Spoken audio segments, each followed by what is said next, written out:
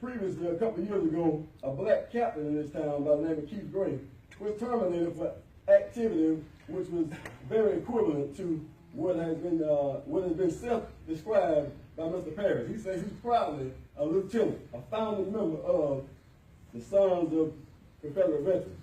And I don't think that can even be compared to a bikers group, which is what Mr. Gray was accused of, being a member of a bikers group.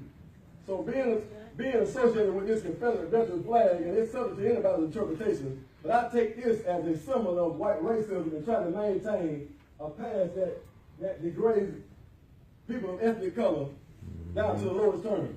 Saying that in some of their beliefs is that we have low IQ and we should remain in slavery, and that was the right way that we should be treated. That was our God-given right. In other words, we inherited slavery by God himself. And this is what this means. Also, there was an executive order by the current President Barack Obama.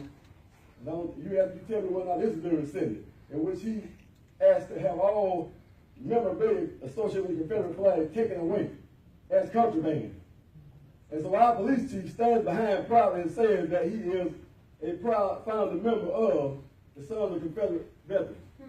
This is by his word. I'm not here to talk about what possibly happened as far as police corruption. I don't know about those things other than my own dealing with the police department. But what this says to me is, not only is he a member of the Sons of Confederate Veterans, he's a proud member. And he's named his son, and correct me if I'm wrong, Mr. President, he's named his son after the founding member and the forefather of the Ku Klux Klan. And if that's not racist, and that's not a tribute to racism, I don't know what either. And I'll leave that to you all's interpretation of what that means.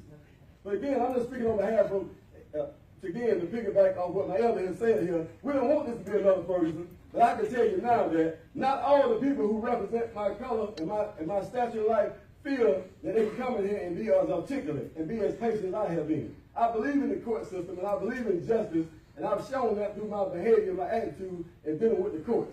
I've always respected as much as I could those who respect me. And I won't be disrespectful unless otherwise treated that way.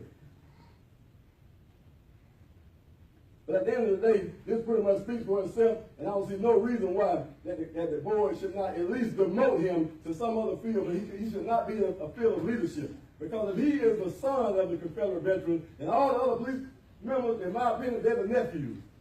And this is what we're about to pass on our next generation to. We're about to pass on our next generation to the nephews of the Confederate veterans. Okay, thank you for your time. If you need any more, does anyone else want to yield time? Do you need more time? Okay, Earl Clay. Again, y'all, if you will, I don't want to be the board people. I think this is a message that people came out to see it. I'm sure if somebody else will yield me their time, I can conclude my statement. Christopher Dowson, I yield my time. What's your name? Christopher Dowson. I already did you. No, that's Chris. That's over here.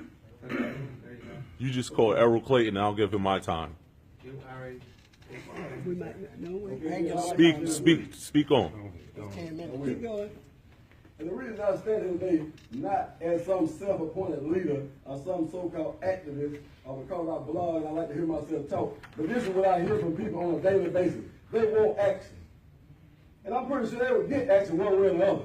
And that's not an implied thing. That's just coming to you all as plain as I know how to. If you don't want to be another person, if you don't want civil unrest, if you don't want people taking matters into their own hands and becoming vigilantes and being disrespectful to the police and not being cooperative, then you would do something about that.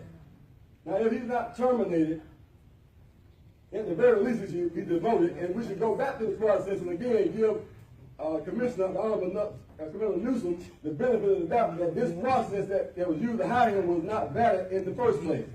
In order to correct this wrong, he should be treated the same way. And I'm not saying that the situation with Keith Gray was really right or wrong, but by the same standard, he should be judged. Right. If he's a member of the Sons of Confederate Veterans, and that organization is casting a bad credibility on the department, he should be treated the same as Mr. Gray was. He should be terminated and taken off his job.